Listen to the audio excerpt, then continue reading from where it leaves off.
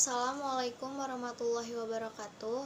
Nama saya Azara Putri Nurholis dari kelas 11 MIPA 1. Di sini saya akan mempresentasikan tentang perlawanan rakyat Banten. Saya akan menjelaskan latar belakangnya terlebih dahulu. Banten sebagai kesultanan memiliki potensi geografis dan potensi alam yang membuat para pedagang Eropa khususnya hendak menguasai Banten. Secara geografis, Banten terletak di ujung barat Pulau Jawa, di mana jalur perdagangan Nusantara yang merupakan bagian dari luar jalur perdagangan Asia dan dunia.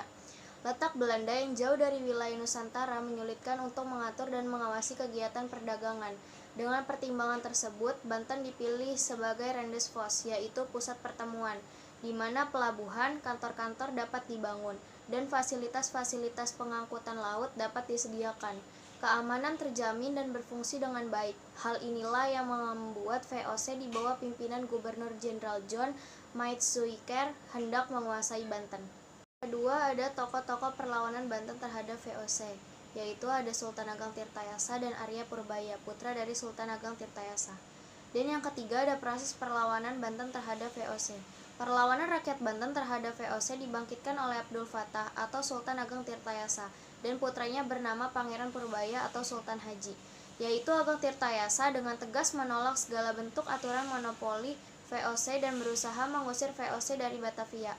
Pada tahun 1659, perlawanan rakyat Banten mengalami kegagalan, yaitu ditandai oleh keberhasilan Belanda dalam memaksa Sultan Ageng Tirtayasa untuk menandatangani perjanjian monopoli perdagangan.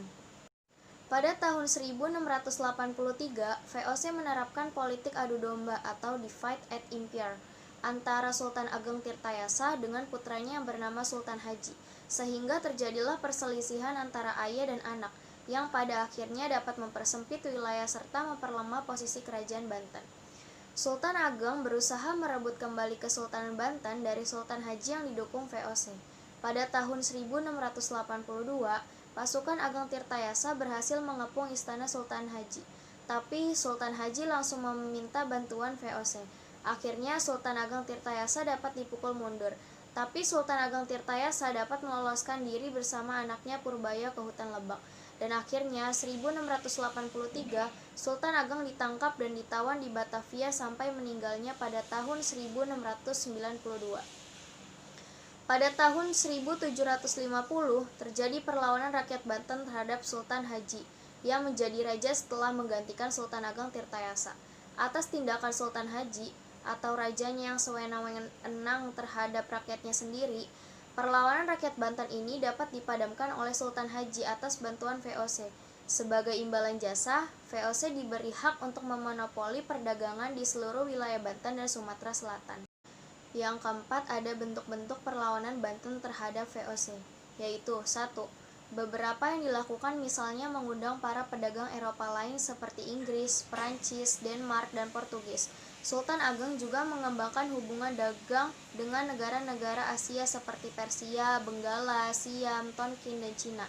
Kedua, Sultan Ageng juga mengirim beberapa pasukannya untuk mengganggu kapal-kapal dagang VOC dan menimbulkan gangguan di Batavia. Dalam rangka memberi tekanan dan memperlemah kedudukan VOC, rakyat Banten juga melakukan perusakan terhadap beberapa kebun tanaman tebu milik VOC.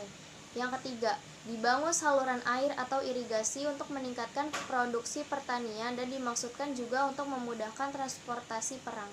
Kelima, ada akibat perlawanan Banten terhadap VOC. 1. Pelabuhan Banten yang dulunya ramai menjadi sepi. 2. Banyak korban yang berjatuhan tetapi VOC masih belum bisa ditaklukkan pada masa itu. Ketiga, hubungan antara Banten dan VOC menjadi kurang baik. Sekian video presentasi dari saya, kurang lebihnya mohon maaf. Wassalamualaikum warahmatullahi wabarakatuh.